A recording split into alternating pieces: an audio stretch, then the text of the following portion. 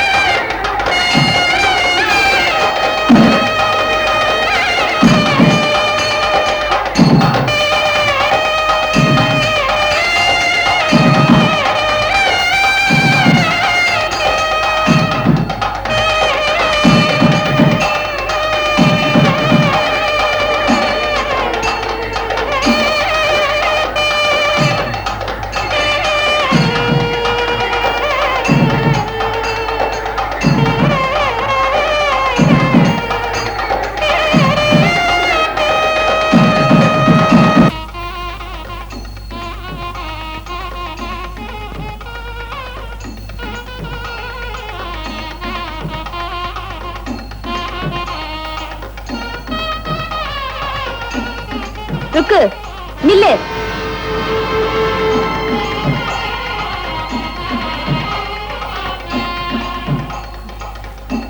என்னடி இது இந்த நேரத்துல பையோட கிளம்பிட்ட?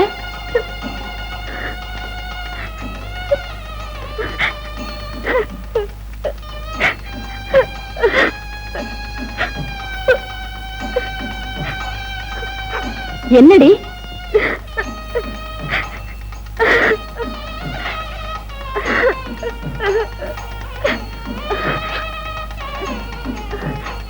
வா உள்ள.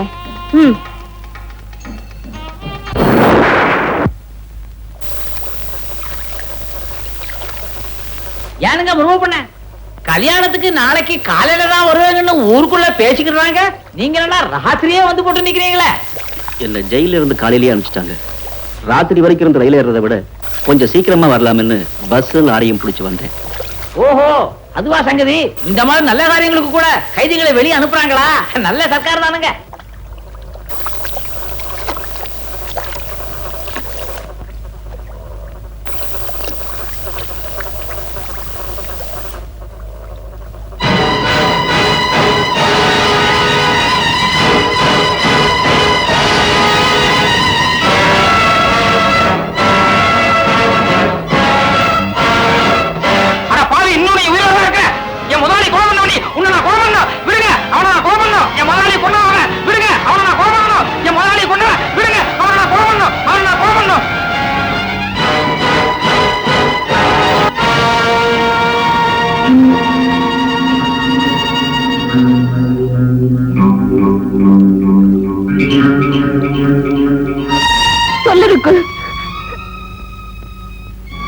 என் மேல சத்தியம், என் குழந்தைங்க மேல சத்தியம், நீ எங்க போறேங்கிற உண்மையை சொல்லு.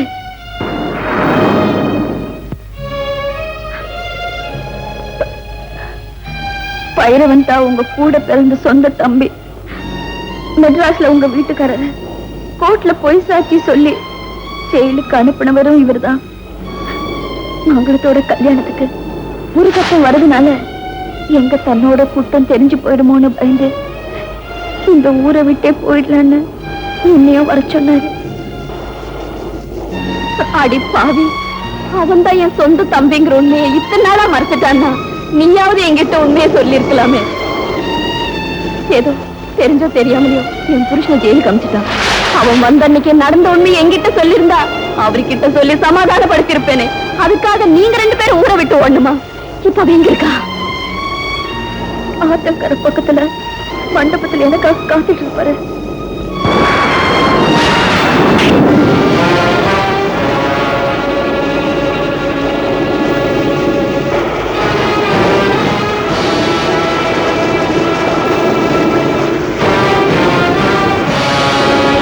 நான் ஜெயிலில் இருந்த ஒவ்வொரு நிமிஷமும் அனாதிகமாக தெரிவித்து வந்த குடும்பத்தை பத்தி கூட கவலைப்படல. அதுக்கு காரணமான உண்மையை தான் நினைச்சுக்கிட்டு இருந்தேன். எல்லாரும் கொலையை செஞ்சுட்டு தான் தண்டனை அனுபவிப்பாங்க. ஆனா நான் தண்டனை அனுபவிச்சுட்டு தான் கொலை செய்ய போறேன். மறுபடியும் சொல்றேன், நான் என்னோட சாவுக்காக பயப்படல. இப்போ உன் குடும்பத்தை விட்டு தற்காலிகமா பிரிஞ்சிருக்கிற நீ என்ன கொலை பண்றதுனால நிரந்தரமா அவங்களை விட்டு பிரிய வேண்டியிருக்கும். தயவு செஞ்சு அவசரப்படாது. வாய மூடுறா. உன்ன மாதிரி அயோக்கியனை படைச்ச அதே சாமிதான் என் குடும்பத்தை காப்பாற்றுவதற்காக ஒரு நல்லவனையும் படைச்சு அவங்களோட சேர்த்து வச்சிருக்கிறார். உன்னை கொலை செய்கிறதுனால எனக்கு தூக்கு தண்டனை கிடைச்சாலும் சந்தோஷம் தான்.